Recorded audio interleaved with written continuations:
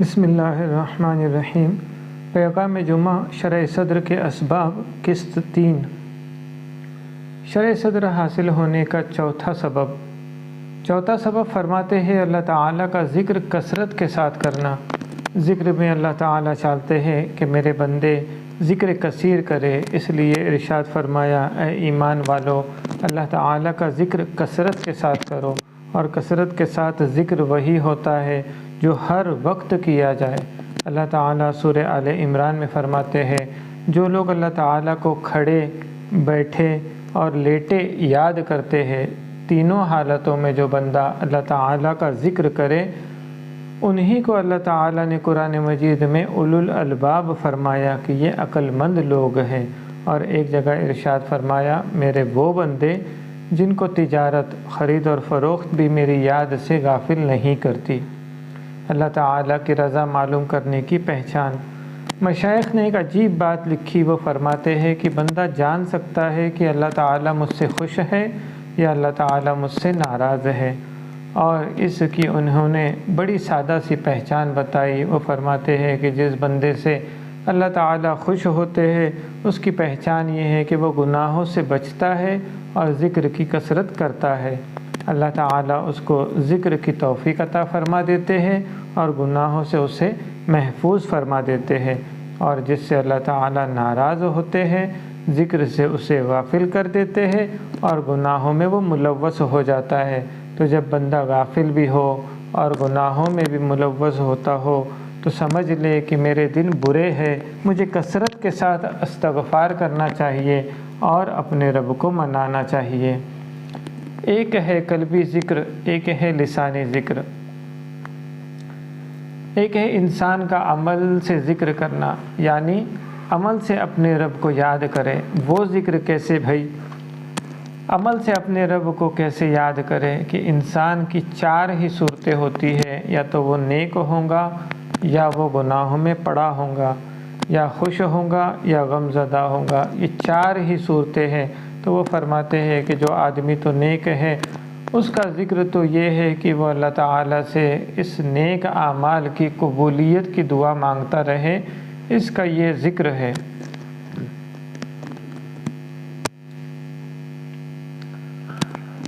اس حال میں اس کے لیے یہ بہتر ذکر ہے۔ جو انسان گناہ میں ہے اس کو چاہیے کہ وہ اپنے پروردگار سے اس گناہ کی معافی مانگے اور اس گناہ سے توبہ طائب ہو جائے، اس کا ذکر یہ ہے۔ اور جو انسان خوش ہے اس کو چاہیے کہ اللہ تعالیٰ کی نعمتوں کا شکر ادا کرے۔ نعمت ملنے پر شکر ادا کرنا اس وقت سب سے افضل ذکر یہ ہوا کرتا ہے۔ اور جو انسان غم زدہ ہے اس کو چاہیے کہ وہ صبر کے ساتھ وقت گزارے۔ غم اور پریشانی میں صبر کے ساتھ وقت گزارنا یہ بھی اللہ تعالیٰ کی محبت کا سبب بن جاتا ہے۔ پانچواں سبب مخلوق کے ساتھ حسن سلوک کرنا۔ آج کے اس زمانے میں اس میں بہت کوتاہی ہوتی ہے۔ ذرا کسی کی کوتاہی ہمارے سامنے آ جائے پورے شہر میں ڈھنڈورا پیٹ دیتے ہیں اور اس کو گناہ بھی نہیں سمجھتے۔ جہاں بیٹے تبصرہ، اس تبصرے سے زیادہ خطرناک چیز کوئی نہیں ہوتی۔ اللہ بچائے، یہ تبصرہ تو بسا اوقات ایمان کے ضائع ہونے کا ذریعہ بن جاتا ہے۔ سراسر غیبت ہو رہی ہوتی ہے، اس کے بارے میں بات کر دی، اس کے بارے میں بات کر دی۔ بھائی دنیا میں کوئی ایسا ہے جس کے اندر کوئی خامی نہ ہو، گناہ نہ کرتا ہو؟ تو جب سب ہی گنہگار ہے تو ہمیں کیا ضرورت ہے کسی دوسرے کی برائی کا تذکرہ کرے؟ کیا یہ بہتر نہیں ہے کہ جب ہمیں پتہ چلے تو ہم اللہ تعالیٰ سے دعا کریں کہ ہمارے اس بھائی کی غلطی کو معاف فرما دے اور اس کی ستاری فرما؟ ہم اس کے لیے دعا مانگیں گے اور اللہ تعالیٰ اس کو ہمارے لیے قبول فرما لیں گے۔ آج تو یہ حالت ہے کہ خاوند بیوی کے عیب ڈھونڈتا پھرتا ہے اور بیوی نے خاوند کے اوپر دوربین فٹ کی ہوئی ہوتی ہے کہ پتہ چلنا چاہیے۔ یہ چیز انتہائی خطرناک، اس لیے ہم ایسے بن جاتے ہیں کہ اللہ کے بندوں کے لیے وبال جان بنے ہوتے ہیں۔ غیر انسان کو اتنا پریشان نہیں کرتے جتنا انسان کو اپنے پریشان کر رہے ہوتے ہیں۔ ایک بندہ مصیبت میں ہوتا ہے اور دوسرے اپنے اس مصیبت کو کئی گنا بنا دیتے ہیں، دل دکھتا ہے، اور دل دکھا کے کوئی اپنے رب کو کیسے راضی کر سکتا ہے۔ اسی لیے بیماریوں میں سب سے بری دل کی بیماری، اور دل کی بیماریوں میں سب سے بری دل آزاری یعنی دل دکھانا۔ دل آزاری ہوتی ہے، کسی بندے کا دل نہیں دکھانا چاہیے، تو ہمیں ایسا بننا پڑے گا کہ ہمارے قول سے، فعل سے، کسی بھی عمل سے اللہ کے کسی بندے کا دل نہ دکھے، یعنی بات سے اور حرکت اور عمل سے کسی بھی بندے کا دل نہ دکھے۔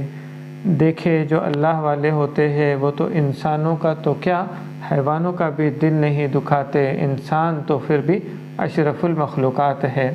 حضرت باقی باللہ رحمۃ اللہ علیہ کا واقعہ، چنانچہ حضرت باقی باللہ رحمۃ اللہ علیہ بہت بڑے اللہ والے گزرے ہیں، سمرقند میں رہنے والے تھے، اور سمرقند میں سردیاں بہت زیادہ ہوتی ہے کہ سائبیریا کی ٹھنڈی ہوائیں سیدھی ہوا پہنچتی ہے۔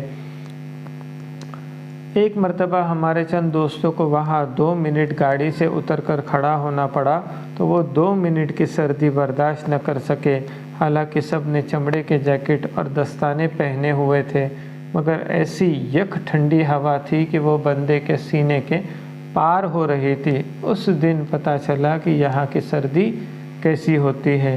اس سردی کے موسم میں تہجد کے لیے اٹھے اور انہوں نے مصلی پر جلدی جلدی نفل پڑھے اور سوچا کہ میں لحاف میں بیٹھ کر ذکر کر لیتا ہوں۔ جب آ کے دیکھا تو لحاف میں ایک بلی آ کر سو گئی تھی، تو انہوں نے سوچا کہ اب میں اگر لحاف میں سوؤں گا تو بلی کی نیند خراب ہوگی، لہٰذا واپس مصلی پر بیٹھ گئے، ٹھٹھرتے رہے، بلی کی نیند خراب نہ کی۔ اللہ رب العزت نے الہام فرمایا، تیرے اس مجاہدے کی وجہ سے ہم تجھے ایک ایسا شاگرد عطا کریں گے جس کا فیض ساری دنیا کے اندر پھیلے گا۔ چنانچہ پھر اپنے شیخ کے حکم سے وہ وہاں سے ہندوستان آئے، اور اللہ تعالیٰ نے انہیں امام ربانی مجدد الفسانی رحمۃ اللہ علیہ جیسا مرید عطا فرما دیا۔ یہ سعادت ملی ایک بلی کی نیند کا خیال رکھنے پر، اور ہماری نظر میں تو انسانوں کی نیند کا بھی کوئی لحاظ نہیں ہوتا۔ اللہ اکبر کبیرہ۔ ایک محدث کا واقعہ، ایک محدث کے بارے میں کتابوں میں لکھا ہے کہ کسی کو وفات کے بعد خواب میں ملے تو انہوں نے پوچھا کہ کیا بنا؟ فرمایا مغفرت ہو گئی۔ اس نے کہا وہ تو ہونی ہی تھی، آپ تو حدیث کا درس دیتے تھے، بڑے آپ کے شاگرد۔ کہنے لگے ان دروس کی وجہ سے میری مغفرت نہیں ہوئی۔ تو پوچھا پھر کیسے ہوئی؟ کہنے لگے ایک مرتبہ حدیث پاک لکھ رہا تھا تو میں نے قلم کے ساتھ جو سیاہی لگائی تو ایک مکھی آ کر بیٹھ گئی، تو میرے دل میں خیال آیا کہ یہ پیاسی ہوں گی تو اسے پی لینے دو، تو میں نے ایک لمحے کے لیے ہاتھ روکا کہ وہ سیاہی پی لے، مکھی پی کر اڑ گئی۔ میرا یہ عمل میرے مالک کو پسند آ گیا، اس پر میرے اللہ نے گناہوں کی مغفرت فرما دی۔ اب بتائیے مکھی کی پیاز ہماری نظر میں کیا چیز ہے؟ اس پر محدث کی مغفرت ہوتی ہے۔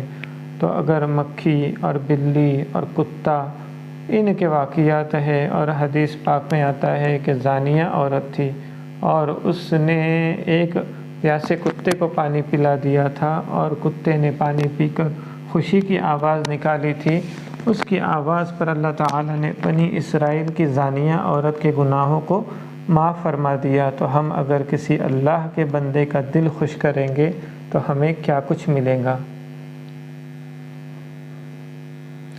اس لیے ایک بہت اہم چیز ہے، اور آج کے زمانے میں اس میں بہت کوتاہی ہو رہی ہے۔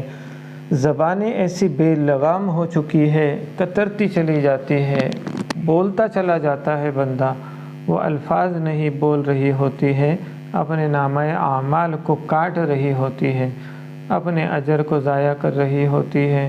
تو اس لیے ہم اللہ کے بندوں کے دلوں کو خوش کریں، دائرہ شریعت کے اندر رہتے ہوئے۔ ایسا نہیں کہ کوئی کہے کہ کہہ دو میں بڑا خوش ہو جاؤں گا، نہیں، دائرہ شریعت کے اندر رہتے ہوئے اللہ تعالیٰ کے بندوں کے دل خوش کریں گے، اللہ رب العزت اس کے بدلے ہمارے سینوں کو نور سے بھر دیں گے۔ تو وہ فرماتے ہیں کہ یہ 5 چیزیں ایسی ہیں کہ اگر انسان کے اندر آ جائے تو اللہ تعالیٰ اسے شرح صدر عطا فرماتے ہیں۔ نمبر 1 ایمان، نمبر 2 علم کا نور، نمبر 3 کثرت ذکر، نمبر 4 محبت الہی، نمبر 5 مخلوق خدا کے ساتھ احسان کی کیفیت۔ جس بندے کو اللہ تعالیٰ یہ نعمت نصیب فرما دے اسے شرح صدر نصیب فرما دیتے ہیں، اور نور جب سینے میں داخل ہوتا ہے تو سینہ کھل جاتا ہے۔ اللہ رب العزت فرماتے ہیں کہ اللہ تعالیٰ جس کے ساتھ خیر کا ارادہ فرماتے ہیں اس کے سینے کو اسلام کے لیے کھول دیتے ہیں۔ تو اللہ تعالیٰ ہمارے سینے کو بھی اسلام کے لیے کھول دے۔ ہم ان چیزوں کو اپنے اندر پیدا کرنے کی کوشش کریں۔ ہم ان 5 باتوں کو سوچیں کہ میں کہاں کمی کوتاہی کر رہا ہوں اور اس کوتاہی کو میں کیسے دور کر سکتا ہوں۔